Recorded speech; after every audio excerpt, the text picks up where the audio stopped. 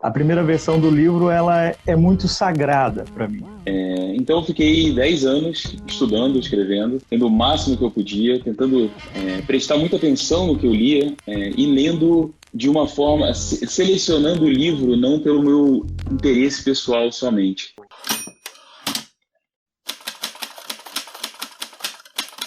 Está no ar a 7ª edição do Live com Autor. Muito prazer, meu nome é Raik Tavares, sou escritor, roteirista e comunicador. Seja muito bem-vindo a você que está chegando agora, a você que já estava, você sabe que você tem o meu coração, você que está aí ouvindo essa 7ª edição, tá aqui desde a primeira edição, você está aqui no meu coraçãozinho.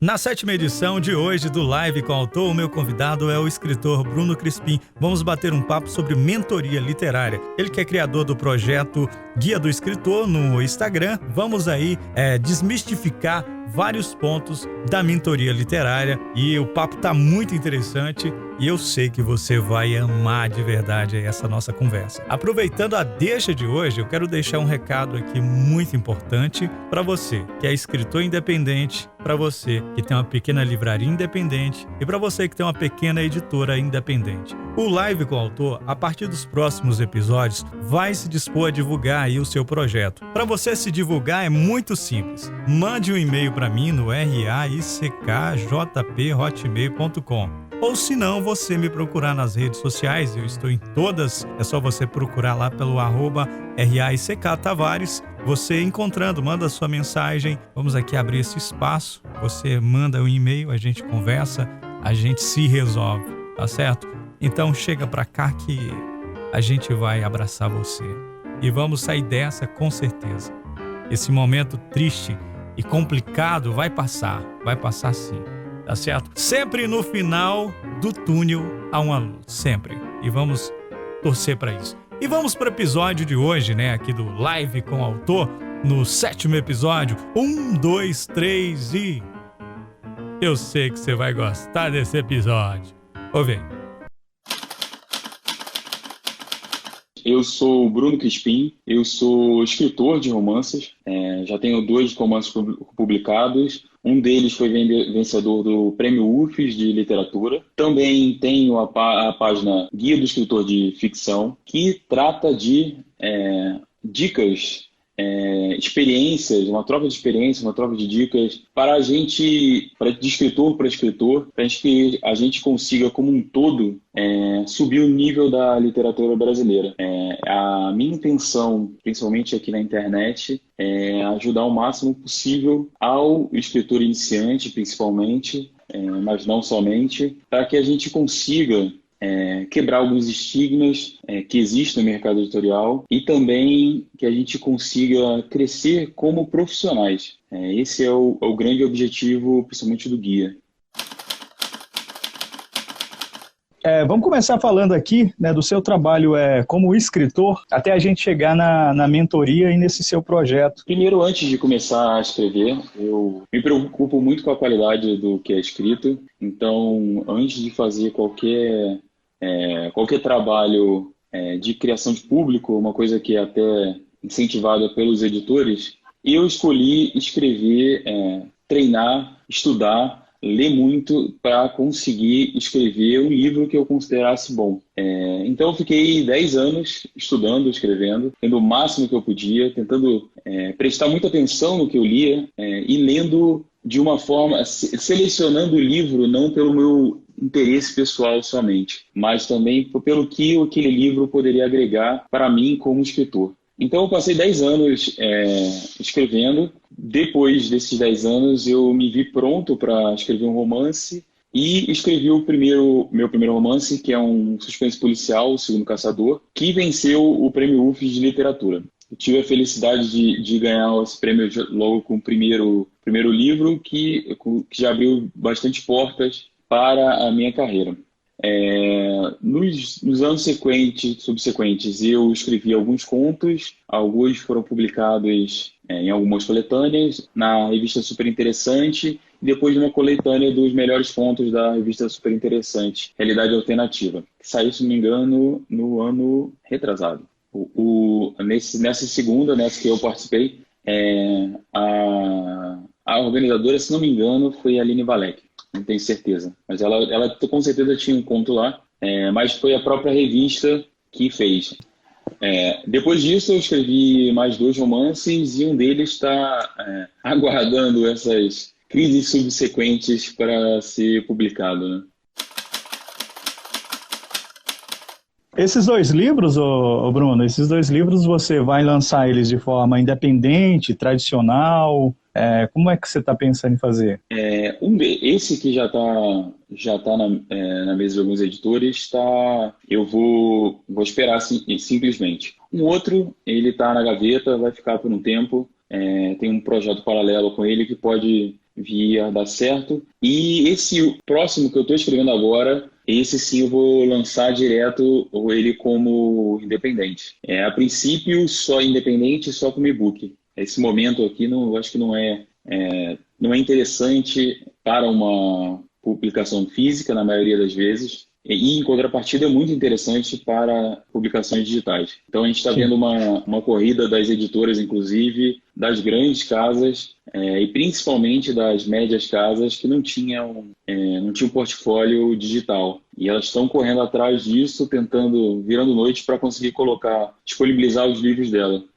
Então, nesse momento que as próprias editoras, as próprias livrarias conseguem entender o livro digital como uma solução, é o momento, na minha opinião, da gente pensar com muito carinho nessa opção. Igual você mesmo falando sobre uma boa oportunidade para o digital, aí que entra toda essa questão da mentoria, né? Porque não adianta simplesmente você ter um livro e achar que seu livro está pronto, né? E achar que seu livro está ali excelente, ainda mais quando você está em início de carreira. Como é que se forma a mentoria? Essa questão da mentoria em si, ela não mudou muito, não aumentou ou diminuiu a importância, porque o espaço para o escritor nacional no mercado literário nacional é muito pequeno. Como ele já é pequeno, ele já exige que você seja, em algum momento, provavelmente por um bom tempo, um escritor independente. Então, você já precisa tomar um cuidado muito grande no seu texto para você não, depois de 1 ano trabalhando com texto, acreditar que ele está bom e, por exemplo, faltar mais 1 mês de trabalho para ele ficar bom de verdade e você lançar ele e as críticas forem negativas. É muito difícil conseguir os leitores individualmente e é muito importante que você não perca nenhum. Então, cada um que lê o seu livro, ele tem que ser o seu fã. É muito importante que você capture todos os leitores possíveis pela qualidade. Com isso, você vai, através dos lançamentos, conseguindo fidelizar um público, construir uma base de leitores que vá, sim, sustentar no futuro uma publicação para uma casa independente. Então, eu acho fundamental não só a mentoria, mas leituras críticas, todos os serviços profissionais, sim. Revisões. Principalmente. E tudo isso, capa profissional também, todos esses serviços editoriais, quando a gente traz para a gente essa responsabilidade, quando a gente é independente, a gente tem que considerar que qualquer deslize é um deslize diretamente na gente. Se a gente não entregar um bom livro, a culpa é só nossa. Então é por isso que é muito importante que você tenha, primeiro, consciência do processo inteiro, consciência da qualidade da sua obra. Isso com treino você consegue também ter sozinho. Precisa escrever muito, precisa ler muito, precisa praticar uma separação. Mas depois que você faz tudo isso, depois que você relê o texto, reescreve várias vezes, tem coisas que a sua mente não pega mais e tem caminhos que você não percebe que a sua história deveria trilhar, seus personagens deveriam trilhar, mas você simplesmente não consegue mais ver. Principalmente nesses momentos que uma ajuda externa faz muito sentido. E especificamente da mentoria, ela é uma coisa que já vem de muito tempo. Assim, na Idade Média era comum a gente ter um sistema de mestres que sabiam exatamente o ofício e passavam para o aprendiz.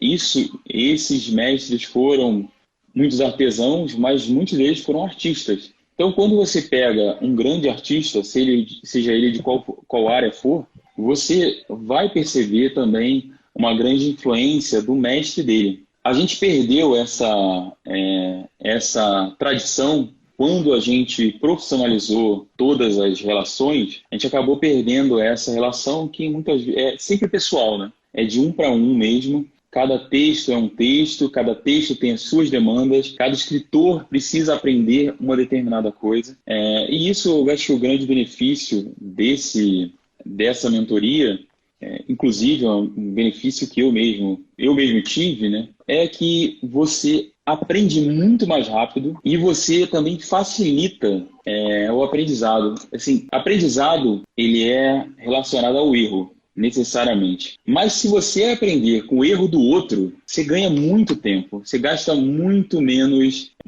energia. E com isso você vai conseguir, com certeza, chegar mais longe e mais rápido. Então, essa não é que ninguém conseguiria escrever um ótimo texto sem um mentor ou qualquer serviço profissional. Conseguem e assim, não faltam exemplos, mas é um caminho muito mais árduo.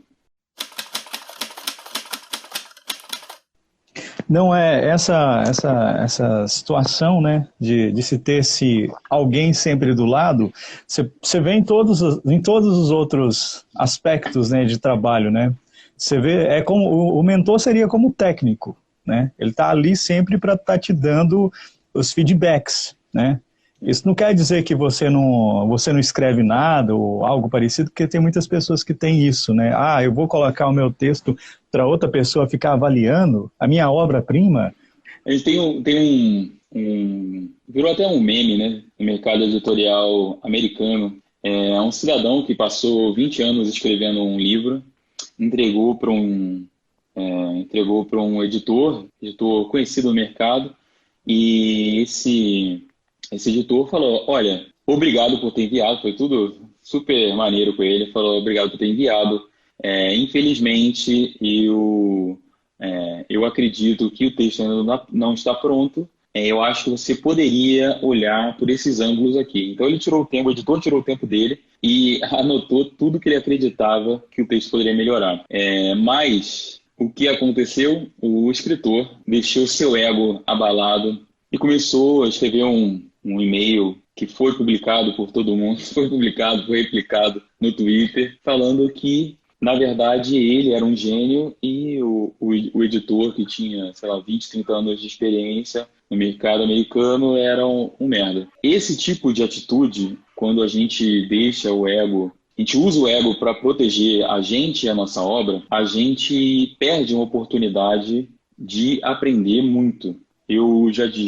Todo livro que eu termino, eu entrego para alguns leitores críticos. Algumas vezes foi um só, quando já foi suficiente, outras vezes precisou ser mais. E uma dessas vezes que eu entreguei, eu recebi só elogios. E pessoalmente foi positivo ver que a obra estava sólida. Mas foi o único parecer que não me ajudou. Ela não falava dos meus erros, e eram os meus erros que eu queria procurar. Então, a gente tem que usar essa oportunidade quando alguém aponta um erro, independente de quem for, independente se a crítica for carinhosa ou se for destrutiva mesmo, a gente tem que separar a ofensa da verdade. Se tiver algum ponto que mesmo essa pessoa que foi descortês com você conseguir te ajudar de alguma forma, eu acho que são 2 tapas de pelica que você está dando nessa pessoa. O primeiro é por não se abalar com essa crítica, com essa ofensa, e a segunda é usar essa ofensa para crescer. Sempre positivo que a gente encare os feedbacks dessa maneira. Como encontrar um mentor ou uma mentora no mercado brasileiro? Então, a primeira questão que você tem que fazer é uma pesquisa. Essa pesquisa pode ser na internet, se você botar mentor literário, coach literário, algum desses termos assim, vão aparecer algumas pessoas. Depois disso, você tem que ir atrás de referências. Quem indica essa pessoa? Quem foi o aluno mentir, que chama dessa pessoa? Através dessa conversa, e as pessoas são muito abertas na internet, por mais que pareça que não, todo mundo responde isso. Ninguém quer cair, que você caia numa furada que ela já caiu. Então, quanto pior for a experiência, mais feedback a pessoa vai ter. Por outro lado, eu acho que também é fundamental você entender qual é a produção desse escritor. Então, tanto se ele for um mentor editor, que aí não necessariamente ele vai escrever livros, mas ele vai saber avaliar muito bem a escrita, ou como um escritor, você ver as obras dele. Acho que vale você ler sempre um livro, começar a ler um livro. Se você não achar bom a obra, já é um ótimo aviso que essa pessoa não vai ter qualidade para tratar o seu texto, se ela não teve qualidade para tratar o dela. E por uma outra questão que é importantíssima são gostos e preferências pessoais. Você tem que se alinhar ao máximo com uma pessoa que tem uma preferência similar à sua. Eu não digo só de gêneros, não, porque eu até acredito muito pouco nos próprios gêneros. Eu sou uma pessoa que acaba me dividindo, mesmo as minhas obras principais tendo sido como policiais, eu me considero um escritor, não um escritor de livros policiais. Eu acho que é fundamental você ver uma lógica, uma relação entre enredo e forma. Por exemplo, você lê um livro que o enredo é muito bem desenvolvido, e você quer escrever uma fantasia, por exemplo, uma ficção científica, um policial, um romance, que tenha um enredo muito forte. Então, através dessa leitura, você vai entender se esse enredo faz sentido, se a pessoa pode ajudar. Na contramão, se você pegar um livro que é, em essência, a forma, o próprio enredo pode ser muito mal trabalhado, ou então pode ser pequeno dentro do livro. Isso não tem nenhum problema. Mas essa pessoa não vai conseguir te ajudar, porque essa pessoa vai ficar focada na forma. Como toda a relação pessoal que você tem, ela vai ser profissional também, mas é pessoal, é um a um. Então você precisa ter um trabalho muito maior. E eu sempre indico testes. Faz uma consulta, vê o que foi falado, e através dessa consulta inicial você consegue entender mais como a pessoa vai conseguir te ajudar. Então você tira um tempo e um dinheiro também para fazer algumas, nos que você tiver algumas consultas individuais, para você conseguir ter a certeza que você está indo na pessoa certa. É melhor já ter um livro pronto antes de começar a mentoria, ou seria melhor começar do zero, não ter um livro pronto? O caminho do escritor é um caminho de longo prazo. Então, quanto mais adiantado você tiver, melhor para você agora. Mas não é nenhum impedimento você começar. O que eu acho é o seguinte: se você ainda não estudou nada sobre escrita, se você ainda não lê muitos livros, não estou falando de 10 livros por ano, eu estou falando de, sei lá, no mínimo 40 livros por ano, agora no início, é fundamental que você leia muito. 36 no mínimo, 3 por mês. Você vai ganhar muito menos com a mentoria do que você poderia. Existe um trade-off que você precisa avaliar. Por um lado, você poderia facilmente, com pouco esforço, aprender tudo isso sozinho. Por outro lado, e com isso você vai estar gastando mais dinheiro, necessariamente. Mas, por outro lado, você vai sair do início mais rápido. Então, precisa avaliar pessoalmente, e eu consideraria muito a disponibilidade financeira, nesse caso. Se você quiser sair do ponto 0 para o ponto 1 imediatamente, a mentoria vai te ajudar com isso. Agora, também não adianta fazer uma mentoria e não disponibilizar, por exemplo, muitas horas para leitura. Você vai ter que fazer outras tantas coisas. Quando os meus mentorados que são iniciantes, o que eu faço com eles é um trabalho muito grande é tipo um dever de casa. Ele tem que ler muito tem que ler, eu vou passar um livro por semana com um olhar. Ele tem que olhar para aquele livro de uma forma. Por exemplo, um livro que eu sempre passo e eu acho ele ótimo e ainda é curto, que é bom para aprender rápido, que é o Ed Morte do Veríssimo, que ele é uma senhora aula de pontuação. Quando o escritor iniciante está tentando achar sua própria pontuação, não tem muita ideia de ritmo e precisa aprender essa forma de olhar para o texto, esse livro é ótimo. É rápido e você já consegue pegar muita coisa se você estiver atento. Depende de cada um. A resposta é sempre depende de cada um. Mas agora vocês entendem um pouquinho do porquê, né? Depende de cada um nesse sentido.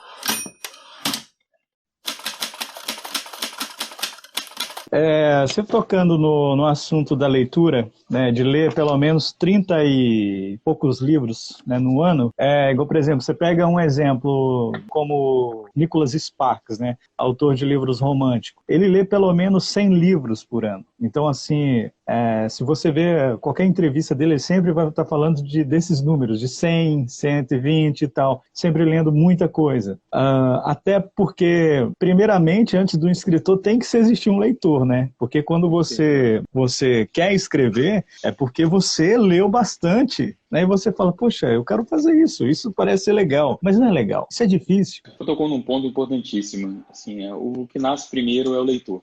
Não vou mentir para ninguém. A primeira, é difícil você ficar confortável com aquilo que você escreve, porque o início da escrita é muito frustrante. Então você coloca no papel alguma coisa que você acha importante, você acha interessante, e quando você mesmo lê, você vê as falhas daquilo.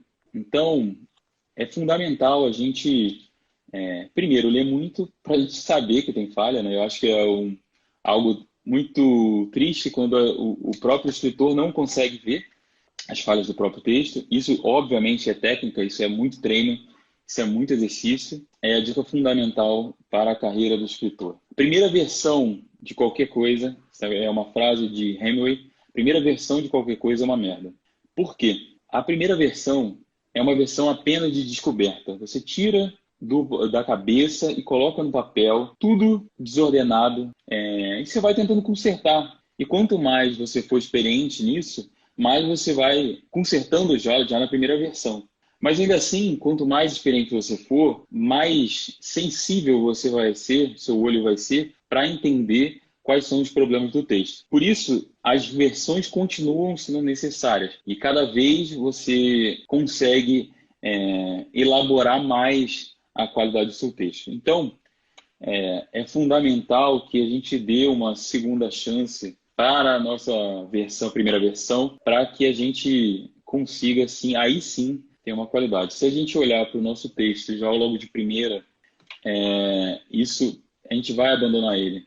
O meu primeiro romance, o que ganhou o prêmio, eu escrevi no final da primeira versão, eu escrevi tipo uma carta para mim, mostrando o que eu achava o que eu acreditava que era de qualidade ou de problema com o texto. Cara, eu percebi tantos problemas que eu fiquei um mês parado olhando para aquela carta ali falando, meu Deus, não dá para consertar. Até que eu falei, deixa para lá, vou consertar mesmo.